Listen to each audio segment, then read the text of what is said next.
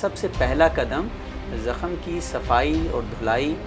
अच्छी तरह आम साबुन और पानी के साथ कम से कम 10 मिनट तक की जानी चाहिए। रवां साल इंडस अस्पताल कोरंगी क्रॉसिंग में हमने कुछ 6000 से ज़्यादा नए कुत्ता काट के मरीज़ देखे हैं। 3 से 4 टीकों पर ये कोर्स मुश्तमिल होता है। अगर कोई भी गली का आवारा कुत्ता काटे तो हर कुत्ता काट की सूरत में रेबीज़ से बचाव का इलाज ज़रूर कराना चाहिए, क्योंकि रेबीज़ होने के बाद कोई इलाज मुमकिन नहीं होता। ये बात साबित शुदा है कि रेबीज़ से बचाव के लिए कोई घरेलू टोटका, किसी किस्म का कोई टोटका फ़ायदेमंद नहीं होता। रेबीज़ बुनियादी तौर पर जानवरों की बीमारी है जो आम तौर पे एक बीमार पागल कुत्ते के काटने से इंसान में मुंतकिल हो सकती है और कुछ 6 हफ्तों से 6 महीनों के दरमियान इस बीमारी का जरासीम ज़ख़म के ज़रिए से दिमाग में दाखिल होता है, और जब ये जरासीम दिमाग में पहुंच जाए तो इस बीमारी की अलामात ज़ाहिर होती हैं,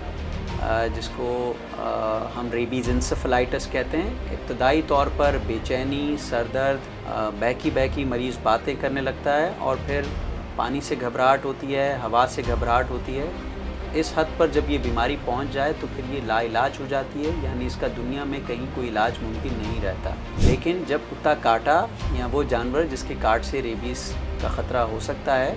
उस वक़्त अगर हम आलमी इदारा सेहत की बताई हुई कुछ हिदायत उन पर अगर सही तरह अमल करें तो इस बीमारी को होने से 100% रोक सकते हैं। इसमें सबसे पहला कदम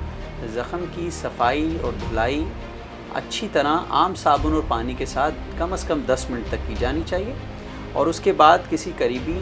सेहत के मरकज़ जहाँ रेबीज़ से बचाव का हिफाजती इलाज मुयस्सर हो, दिया जाता हो, वहाँ जाकर ये इलाज मुकम्मल कराना चाहिए। ये समझना भी ज़रूरी है कि रेबीज़ से बचाव के हिफाजती टीके, जो कि 3 से 4 टीकों पर ये कोर्स मुश्तमिल होता है, पहले दिन, तीसरे दिन, 7वें दिन या 14वें दिन ये टीका लगाया जाता है। 3 से 4 टीकों का कोर्स है।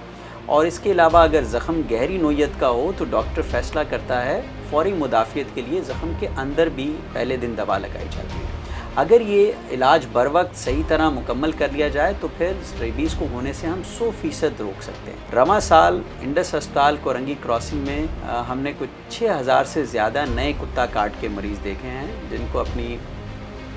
फॉलोअप इंजेक्शंस पर भी आना पड़ता है। उसके अलावा अभी तक हम को तकरीबन 5 मरीज़ रेबीज़ इंसेफेलाइटिस के देख चुके हैं, जो कि बहुत ही अलार्मिंग है, क्योंकि रेबीज़ के साथ जब मरीज़ लाया जाता है तो ये एक इंतहाई तकलीफ़ का लम्हा होता है। हमारे लिए भी एक बेबसी होती है, क्योंकि हम इस मौके पर सिर्फ़ मरीज़ के घर वालों को ये बताते हैं तकलीफ़ के साथ कि ये इलाज उस वक़्त हो सकता था जब कुत्ता काटा। इसलिए बहुत ज़रूरी है कि आम लोग इस बात को समझें, लोगों में ये आगाही आम हो कि कुत्ते को छेड़े ना, उनसे तंग ना करें, और अगर हादसातन कुत्ता काटे तो फिर जो हिदायत बताई गई हैं उस पर बवक्त अमल करें, ताकि हम बीमारी के होने से उसको रोक सकें। अगर कोई भी गली का आवारा कुत्ता काटे तो हर कुत्ता काट की सूरत में रेबीज़ से बचाव का इलाज ज़रूर कराना चाहिए, क्योंकि रेबीज़ होने के बाद कोई इलाज मुमकिन नहीं होता। अगर कराची की हद तक हम बात करें तो इंडस अस्पताल कोरंगी क्रॉसिंग, जिना अस्पताल JPMC, इसके अलावा civil hospital Karachi, NICH, Qatar hospital Sindh government, north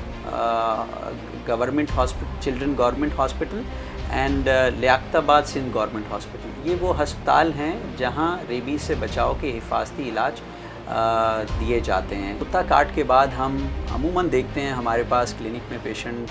घरेलू टोटके का इस्तेमाल करके आते हैं, नमक, मिर्ची, हल्दी और तरह तरह के टोटके, और तसव्वुर करते हैं कि उससे